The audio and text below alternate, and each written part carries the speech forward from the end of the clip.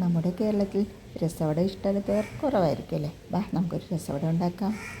അതിനായിട്ട് ഞാൻ തലേദിവസം തന്നെ പരിപ്പ് കുതിർക്കാനിട്ടിട്ടുണ്ടായിരുന്നു. കൂടെ തന്നെ 2-3 മുളകും ഇട്ടിട്ടുണ്ടായിരുന്നു. അതൊക്കെ കൂടെ ഞാൻ ചേർത്ത് തുരുതുര അരച്ച് വെച്ചിട്ടുണ്ട്. അതിൻ്റെ കൂടെ തന്നെ ഞാൻ സവാള കൊത്തിയരിഞ്ഞതും ഉപ്പും ചേർത്ത് വെച്ചിട്ടുണ്ട്.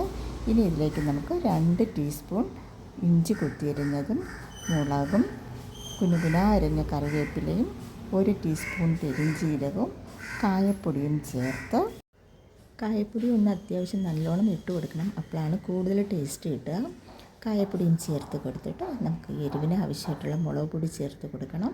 മുളക് പൊടിയും ചേർത്തിട്ട് നല്ലോണം മിക്സ് ചെയ്ത് ഉരുളകളാക്കി കൈകൾ കൊണ്ട് അമർത്തി നമുക്ക് ചൂടായ എണ്ണയിലേക്ക് ഇട്ട് കൊടുക്കാം.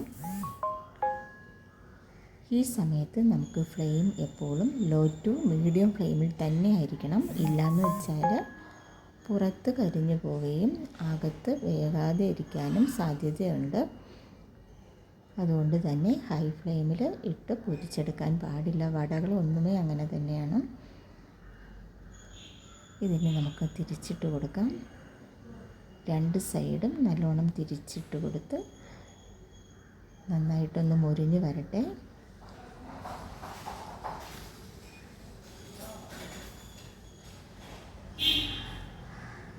ഇതിപ്പോൾ നല്ലോണം മൊരിഞ്ഞ് വന്നിട്ടുണ്ട്, ചുവന്ന് വന്നിട്ടുണ്ട്. ഇതിന് നമുക്ക് കോരി മാറ്റാം. ഈ ഒരു പരുവം മതിയാവും. കോരി മാറ്റാം. നല്ല ക്രിസ്പി ആയിട്ടുള്ള വട ഇവിടെ റെഡി ആയിട്ടുണ്ട്. ഇതിനായി ഞാൻ രസവടയ്ക്ക് വേണ്ടിയിട്ടാണ് രസവും റെഡിയാക്കിയിട്ടുണ്ട്. രസത്തിൻ്റെ റെസിപ്പി ഇട്ടിട്ടില്ല. അപ്പോൾ രസം റെഡിയായി.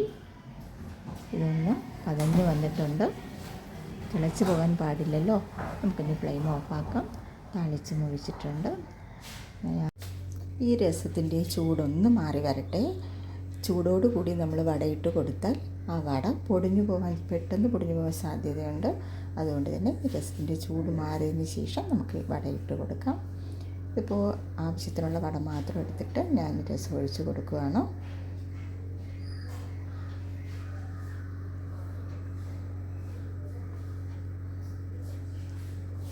നല്ല അടിപൊളിയായിട്ടുള്ള രസം ഇവിടെ റെഡി ആയിട്ടുണ്ട്. രസവടയ്ക്കൊപ്പം കഴിക്കാൻ തട്ടുദോശയല്ലേ നല്ലത്. തട്ടുദോശയും ചുട്ട് കഴിഞ്ഞു.